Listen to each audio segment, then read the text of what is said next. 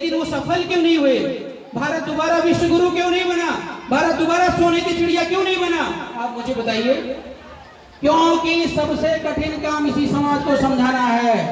आज जो मैं बातें बता रहा हूं किसी स्कूल का टीचर प्रिंसिपल नहीं बताएगा, लेकिन अगर आप चलने का यह दृढ़ संकल्प कर लिए तो हमें बार बार बोलने की जरूरत नहीं है। आज जिस कदम पे मैं खड़ा हूं, अगली बार आपके इसी ग्राम सभा में आऊंगा तो 10 कदम आगे होऊंगा और ये हुंकार छोटी नहीं होगी। यहाँ पे 100, 200, 300 की भीड़ नहीं, हजारों की संख्या में लोग यहाँ पे उपस्थित होंगे और तब मैं समझूंगा कि ये कारवां आगे बढ़ रहा है। तो ज्यादा नहीं, और बाकी मैं चाहूंगा कि आप लोग कांटेक्ट में आइए और हमारे बड़े भाई कहूं कि हम उम्र कहूं कि छोटे भाई कहूं, जो भी कुछ है, बहुत ही प्रिय और बहुत ही डेडिकेटेड। आगामी लोकसभा का चुनाव आपके बीच में है, प्रधानमंत्री का चुनाव करना है, तो कई सारी सीटों पर हम लोग प्लानिंग कर रहे हैं। और आपके जो जहानाबाद सीट है, जहानाबाद जो सीट है, वहां से भाई रंजीत यादव जी को हम लोग प्रत्याशी के रूप में देखना चाहते हैं। ये पार्टी ने अपना प्रस्ताव आपके बीच में रखा है। अब आपको अपना फैसला सुनाना है, आपको अपना फैसला सुनाना है। अगर आपने अपना फैसला सुना दिया तो हमें मोहर लगाने में देर नहीं लगेगी।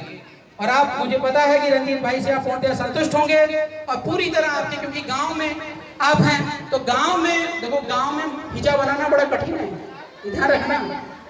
गांव में अपनी इमेज बनाना, अरे भैया आप जाओगे ना तो क्या कहते हैं, तीन पीढ़ी का भी लोग बदला लेने के लिए खड़े होते हैं। कटा था तो उनके यहाँ जो हमारे खेत में जो है वो भैंसिया आ गई थी, तो उन्होंने हमारी भैंसिया को बांध लिया था। और उनकी माँ ने उनके यहाँ गए थे दूध लेने, तो उनके यहाँ पे दूध था लेकिन उन्होंने दिया नहीं था। मतलब गाँव में अब अपना वर्चस्व बनाना बहुत टिपिकल गाँव है। तो बाहर तो आप बना देंगे, मेरे बारे में आप कुछ नहीं जानते कि मैं इतना बड़ा कैसे हुआ, कितना अच्छा हूँ या कितना बुरा हूँ।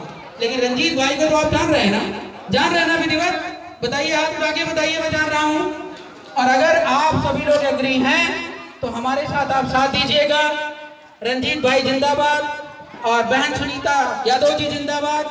और आज ही आप लोगों का निर्णय इस मोमेंट पर ले जाएगा कि आगे हम लोग लोकसभा 2024 जहानाबाद से धुआंधार तरीके से लड़ेंगे।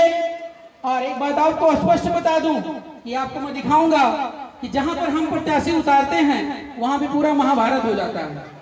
ये पिछला मेरा इतिहास रहा है। और कोई भी पार्टी वाला व्यक्ति, ये भी स्पष्ट कर दूं कि चुनाव के 2 महीने 4 महीने पहले अपना प्रत्याशी घोषित नहीं करता हूं, करता ही नहीं है। वो 2 दिन रह जाता, 3 दिन रह जाता, 4 दिन रह जाता, जब पर्चा दाखिला का तब वो पैसे लेकर के जो है प्रत्याशी घोषित करता है। लेकिन हम चैलेंज करते हैं, जितनी भी पार्टी वाले लोग हैं वो आए और उनके सामने आरपी मौर्य और द टीम पूरे पत्थर की तरह, चट्टान की तरह खड़ी है और अपने कंसेप्ट फार्मूले को लेकर के आए, प्रोजेक्ट को लेकर के आए और बताएं कि आप बेहतर हैं या हम बेहतर हैं। आप करके दिखाएंगे कि हम करके दिखाएंगे। और आप सिद्ध कर ले गए तो मैं आपको स्वीकार कर लूंगा, लेकिन दावा है कि वो सिद्ध नहीं कर पाएंगे, कभी नहीं कर पाएंगे, क्योंकि उनके पास कोई व्यवस्था नहीं, कोई सिस्टम नहीं है। अभी तक आप ये समझिए, भारत देश में ऐसे नेता नहीं हुए हैं कि जो आपका अपना परिवार का सदस्य मानते हैं, अपना घर मानते हैं, आपके बच्चे को अपना बच्चा मानते हैं। अगर ऐसा होता तो यहाँ पे देश में नंगे और भूखे बच्चे आते नहीं घूम रहे होते। तो हम वो परवरिश देना चाहते हैं देश को कि हर भारतीय नागरिक, हर बच्चा मेरा भाई है, मेरा अंग है, मेरा परिवार है। और उसके लिए हम कुछ भी कर जाएंगे। तो आजादी की दूसरी लड़ाई आपको फिर से शुरू करनी है। और पूरा मैं चाहूंगा कि आप सभी लोगों का साथ और सहयोग मिलेगा, क्योंकि हम सत्य के मार्ग पर हैं। और सत्य के मार्ग पर अगर हैं तो आपको साथ खड़े होने की नैतिक जिम्मेदारी बनती है। यही भारतीय धर्म है और यही आपका धर्म है, यही आपका कर्तव्य है। और यही मेरा कर्तव्य है कि आपको पूरी सेवा जिस हिसाब से आप लग करके दे रहे हैं उसको टर्न बैक, पे बैक टू द सोसाइटी करूं। तो मैं भाषण की अंतिम क्षण में एक बार नारेबाजी के साथ इस वक्तव्य को मैं खत्म करूंगा और मैं आपका पूरा साथ और सहयोग चाहूंगा।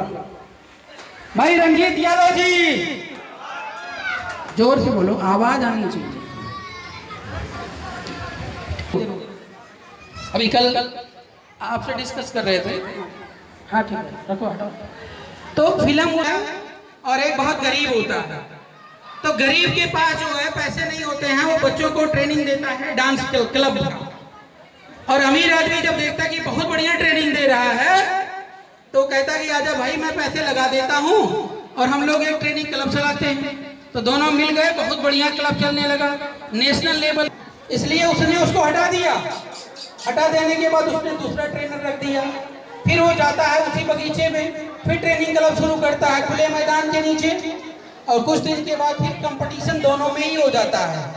और जब दोनों में हो जाता है, जो पैसे वाला व्यक्ति आए तो मंच पूरा सजा होता है, ऑडियंस बैठी है और तो जितने भी लड़के होते हैं जो अनट्रेंड होते हैं उनको वो बोलता क्या जानते हैं? बोलता कि एबीसी लोग जो है डांस करने लग जाते हैं, मन में जो आता वही गाने लगते हैं। तो इसी का नाम एबीसी एनीबॉडी कैन डांस। और वो फिल्म में वो जो व्यक्ति होता है गरीब, जो ट्रेनर उसको बहुत बड़ा पुरस्कार मिलता है। तो बात यहाँ पे बहुत कुछ सीखने की है कि कोई भी यहाँ पे नेता बन के पैदा नहीं होता है, कोई प्रधानमंत्री बन के नहीं पैदा होता है, कोई इंजीनियर बन के नहीं पैदा होता है, ऐसा ही है ना। लेकिन अगर हमारी तो आवाज दूर तक जानी चाहिए, माइक से ज्यादा आवाज आनी चाहिए। भाई रंजीत यादव, भाई रंजीत यादव, आप लोग हाथ नहीं उठा रहे हैं, यही आदत है। हाथ थोड़ा उठाइए, सभी लोग उठाइए हाथ, मैं देख रहा हूँ ये लोग भाई लोग बैठे हैं बीच में। अरे हाथ छुपा क्यों रहे हो यार?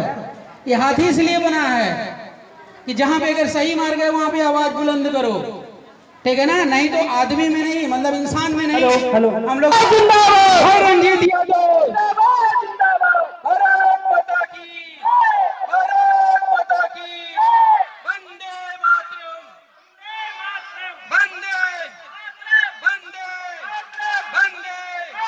भारतीय राष्ट्रीय पार्टी जिंदाबाद, जिंदाबाद भारतीय राष्ट्रीय पार्टी जिंदाबाद, जिंदाबाद। अशोका राज, अशोका राज, अशोका राज, अशोका राज। बहुत बहुत धन्यवाद। इसी तरीके से आवाज अगर आप लगाएंगे तो बिहार के हर कोने कोने में आवाज जाएगी। अशोका राज का मतलब आपके दिलों पे राज। और जिंदाबाद, जिंदाबाद, जिंदाबाद, जिंदाबाद, जिंदाबाद, जिंदाबाद, जिंदाबाद, जिंदाबाद, जिंदाबाद, जिंदाबाद, जिंदाबाद, जिंदाबाद।